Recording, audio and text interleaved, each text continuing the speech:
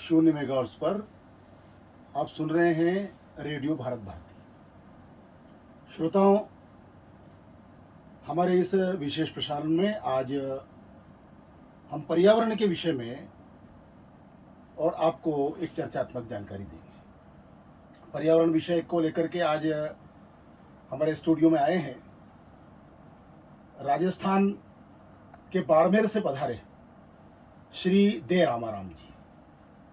दे रामाराम जी बिश्नोई विद्या भारती के पर्यावरण विषय के अखिल भारतीय प्रमुख हैं, अखिल भारतीय संयोजक हैं, और सारे देश भर में विद्यालयों में जाकर के पर्यावरण संरक्षण और पर्यावरण विषय पर विद्या भारती के कार्यकर्ताओं और विद्यार्थियों का मार्गदर्शन करते हैं।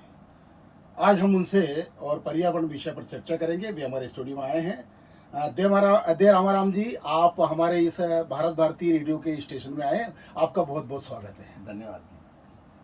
तो शुरुआत हम करते हैं कि आज जिस प्रकार से पर्यावरण की स्थिति है जी विश्व में, भारत में, या कोई भी गांव ले लीजिए, शहर ले लीजिए जी तो इसको ठीक करने की दृष्टि से भारतीय चिंतन जो हम कहते हैं, हिंदू चिंतन हम जो कहते हैं, वो किस प्रकार का है, जो हम लोगों को सहज हमारे उत्सवों में, त्योहारों में था।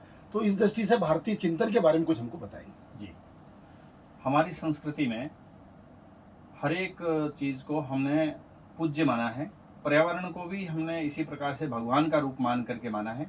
जैसे पर्यावरण, ये 5 तत्व जिनसे हमारा शरीर बना है, यही 5 तत्व मिलकर के पर्यावरण है।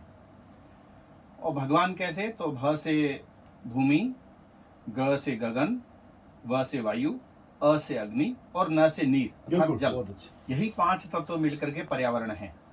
और इन 5 तत्वों को हमने देवता के रूप में पूजा है। जल देवता, पवन देवता, अग्नि देवता, इस प्रकार से। तो ये हमारी संस्कृति में है ये सब चीजें।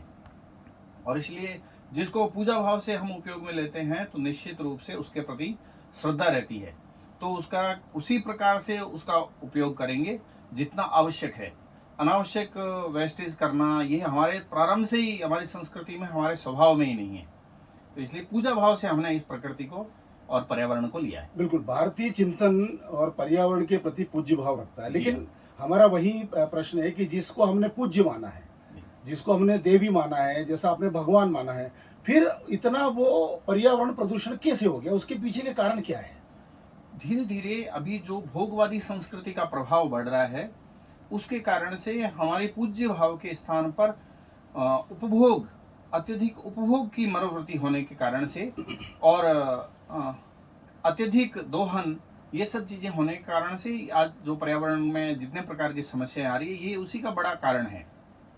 आज जो पर्यावरण का जो प्रदूषण है वो वैश्विक स्तर पर एक समस्या हुई है। आपने बिल्कुल कहा कि हमारे व्यवहार से, और जो भोगवादी संस्कृति हो गई है या पाश्चात्य संस्कृति का जो सब दुष्प्रभाव देखने को मिल रहा है, उसी के कारण हमारी नदियों में प्रदूषण फैल रहा है, कार्बन बढ़ रहा है, धरती भी, जल भी दूषित हो रहा है, सभी प्रकार की चीजें हो रही है।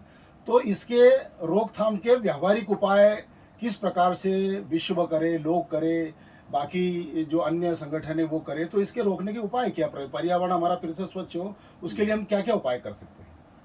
इसके लिए सबसे आवश्यक है विश्व भर के लोग, केवल एक क्षेत्र में करने से नहीं होगा। विश्व भर के सारे लोग व्यक्तिगत रूप से इन सब चीजों का ध्यान रखना प्रारंभ कर देंगे तो ये पर्यावरण में सुधार संभव है।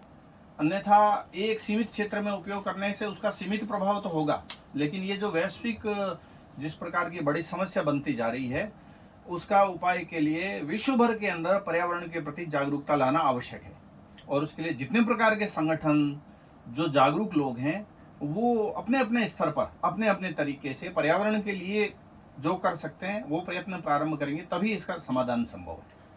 अगर हम उदाहरण के तौर पर ले तो कौन कौन से काम और समाज के लोग, देश के लोग, नागरिक या विश्व में लोग कर सकते हैं? कौन कौन से उपाय हैं जिससे हम पर्यावरण को और फिर से अच्छा बना सकते हैं, फिर से स्वच्छ बना सकते हैं? तो ऐसे कौन कौन से काम व्यावहारिक रूप से करने के लिए आपकी दृष्टि से है? जी, ये जो पर्यावरण के मुख्य 5 चीजें हैं, जल, जमीन, जंगल, जन और जानवर, तो इन सब चीजों को बचाने के लिए व्यवहार में जो जो उपयोग हो रहे हैं, हर एक बिंदु का विचार करना पड़ेगा।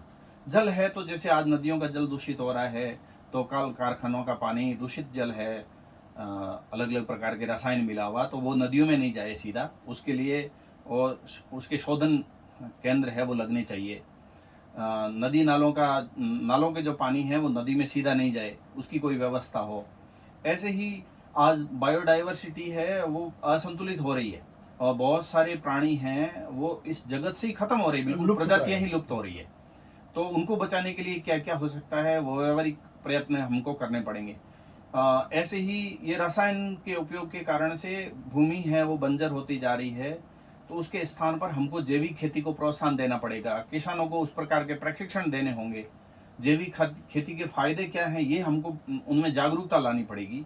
ऐसे हर एक बिंदु पर हमको ऐसे प्रयत्न है वो विश्व भर के अंदर प्रयत्न करने पड़ेंगे। जंगल को बचाना, पेड़ पौधे लगाना, और ये भी उसका एक जी हाँ, उपाय हमको साथ में करना और पड़ेगा, व्यावहारिक रूप से जोड़ना पड़ेगा। चुनना पड़ेगा। साथ ही विद्या भारती ने और एक व्यावहारिक शिक्षा को लेकर के शिक्षा के साथ साथ विद्यार्थी जो है वो और पर्यावरण से भी जुड़े, इस दृष्टि से एक विषय प्रारंभ किया, पर्यावरण विषय। जी। वो पर्यावरण विषय को लेकर के आप देश भर में काम करते हैं, तो इसके अंतर्गत विद्या भारती कौन कौन से काम और पर्यावरण को लेकर के विद्यार्थियों में लाना चाह रही है या हम प्रत्यक्ष रूप में कर रहे हैं? जी, देखिए विद्यार्थी आज देश में सबसे बड़ी ताकत है। आज देश भर के अंदर लगभग 15 लाख विद्यालय है, तो ये बहुत बड़ी शक्ति है। और ये इतनी बड़ी एनर्जी को हम यदि सकारात्मक उपयोग पर्यावरण के अंदर करेंगे तो निश्चित रूप से उसका बहुत बड़ा प्रभाव है वो पड़ने वाला है। तो ऐसे ही हमारे विद्या भारती के लगभग छोटे बड़े मिलाकर के 23,000 विद्यालय आज देश भर में चल रहे हैं और लगभग ऐसे 33-34 लाख विद्यार्थी इन विद्यालयों में पढ़ रहे हैं, अध्ययन कर रहे हैं। तो इनका उपयोग हम पर्यावरण में कैसे करें? हालांकि हमको बहुत बड़ा समय इसके लिए नहीं हुआ है, लेकिन हमने पिछले 2-3 वर्षों से विशेष प्रयत्न इस क्षेत्र में किए हैं, तो जिसके कारण से अनेकों विद्यालय हमारे पॉलीथीन मुक्त हुए हैं। अनेकों विद्यालयों में अलग अलग प्रकार की बागवानी, अलग अलग प्रकार के और गार्डन्स, हर्बल गार्डन, नक्षत्र गार्डन, ऐसे अलग अलग चीजें विद्यालयों में हमने विकसित करनी प्रारंभ की। कुछ ऐसे विद्यालयों के नाम या ऐसे प्रांतों में कुछ प्रयोग हुए हों तो आपकी जानकारी में हो तो बताइए, ताकि हमारे श्रोताओं को जानकारी मिले कि हम विद्यालयों में इस प्रकार के काम पर्यावरण को संरक्षण की दृष्टि से कर रहे हैं। जी जी जी, हमारा पंजाब के अंदर सर्वहितकारी विद्यालय मोहाली का, उसने नजदीक के लगभग 30 से 40 विद्यालयों में हर्बल वाटिकाएं डेवलप की है। उन्होंने अपने विद्यालय स्तर पर इस प्रकार की और नर्सरी हर्बल पौधों की और वो विकसित की है और वहाँ से निःशुल्क वो हर्बल जो पौधे हैं वो अलग अलग विद्यालय में वो देते हैं और उनको समय समय पर जाकर उनको गाइडेंस भी देते हैं। उसके कारण से कई विद्यालयों में हर्बल गार्डन्स ये डेवलप हुए हैं। ऐसे ही फूलों की तकरीबन 250 वेराइटीज उन्होंने अपने विद्यालय के अंदर गुलदोदी शो के माध्यम से समाज को ला करके दिखाया। बहुत बढ़िया। तो एक बहुत बड़ी प्रेरणा मिली। होली पर जो ये रसायन के कलर काम में आते हैं उसी जगह उन्होंने वहीं की और फल फूलों के और पौधों के पत्ते हैं इनसे मिलकर प्राकृतिक रंग वो उन्होंने तैयार किए। ऐसे ही हमारा अनूपगढ़ के पास में एक छोटा सा एकल विद्यालय, उसने पूरे गांव को 78 जीबी जो गांव है उस गांव को उन्होंने पॉलीथीन मुक्त कर दिया विद्यालय के छोटे छोटे विद्यार्थियों। ऐसे अनेकों प्रयत्न। बिल्कुल, विद्यालयों के और प्रयासों से समाज में और परिवर्तन आ सकता है, इस प्रकार का और एक विद्या भारती के माध्यम से प्रयास हुआ है सारे देश भर में। साथ ही हम ये और जानना चाहेंगे कि विद्यालय और समाज को जोड़ने की दृष्टि से जो समिति के प्रबंधक समिति के लोग हैं जी। या विद्यालयों के पूर्व छात्र होते हैं, अभिभावक होते हैं, उनको किस प्रकार से और पर्यावरण से विद्यालय के माध्यम से जोड़ा जा सकता है? जी, हम विद्यार्थियों के माध्यम से पहले विद्यालय में और फिर विद्यार्थियों के माध्यम से घरों में क्या क्या प्रयत्न हम कर सकते हैं, तो उस दृष्टि से हमने 5 बिंदु तय किए हैं। जल, जमीन, जंगल, जन और जानवर, जो पर्यावरण के 5 बिंदु है, ये 5 बिंदु घरों में कैसे लागू हो, तो हम उस घर को कहते हैं हरित घर। ये हमने उसको संज्ञा दी है। घर के अंदर जल की बचत कैसे हो, ऊर्जा की बचत के लिए एलईडी बल्ब लगाना है, भोजन है वो वेस्टेज नहीं जाए, जूठा नहीं छोड़ना है, घर में साफ सफाई स्वच्छता रहे, पक्षियों के लिए, कुत्ते के लिए, गाय के लिए और उसके लिए गोग्रास निकालना है। हर एक बिंदु पर छोटे छोटे गमलों में पौधे, स्थान है तो छोटे पौधे लगाना, घर के जितने सदस्य हैं उन सबको वो पौधे बांट करके ये इनका पौधा, ये इनका पौधा, इस प्रकार से ये सारी व्यवस्थाएं करना, ये घर तक ही हमने। आप यहाँ भारत भारती आए हैं, बैतूल आए जी। हैं आपने, और भारत भारती के द्वारा भी जो प्रयास किए जा रहे हैं वो कल आपने देखे हैं जी। और तो हमारे विद्यार्थियों को आपको क्या संदेश है जो भारत भारती के द्वारा जो पर्यावरण के प्रयास किए जा रहे हैं उस संबंध में? मैंने यहाँ की जो पर्यावरण में किए गए प्रयत्न देखे तो मैं तो इसको देख करके अभिभूत हूँ कि यहाँ के विद्यार्थियों ने जिस प्रकार से बोरी बंधन का जो अद्भुत प्रयोग यहाँ किया है, मुझे लगता है ये पूरे देश भर के लिए प्रेरणा देने वाला है। विद्यार्थियों के प्रयत्नों के माध्यम से यहाँ की एक गौशाला, गौ संवर्धन के लिए बहुत बड़ा प्रयत्न हुआ है।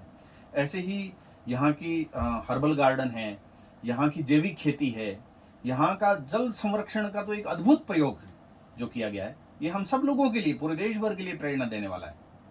विद्यार्थियों के लिए जो संदेश है, विद्यार्थी तो ज़्यादा समय अपना पढ़ाई में देता है, लेकिन फिर भी वो पढ़ते हुए, अध्ययन करते हुए किस तरह से पर्यावरण को संरक्षित कर सकता है, किस प्रकार से अपना योगदान दे सकता है, इस संबंध में आपका विद्यार्थियों को संदेश देने की। जी, हमने हर एक विद्यालय के अंदर और एक इको क्लब का गठन किया है जिसमें विद्यार्थियों की सहभागिता है, आचार्य और विद्यार्थी, और उनके जिम्मे हमने अलग अलग प्रकार के काम किए।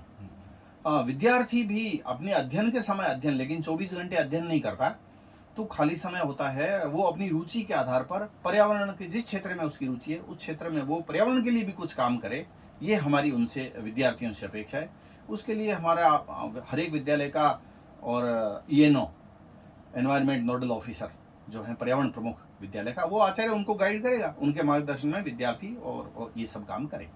जी बिल्कुल, बहुत ही अच्छा संदेश आज विद्यार्थियों को, अभिभावकों को, साथ ही विद्यालय में पढ़ाने वाले शिक्षक, आचार्य, पूर्व छात्र, हम सब मिलकर के किस तरह से छोटे छोटे काम करके और पर्यावरण के संरक्षण में, पर्यावरण को शुद्ध करने में अपना योगदान दे सकते हैं।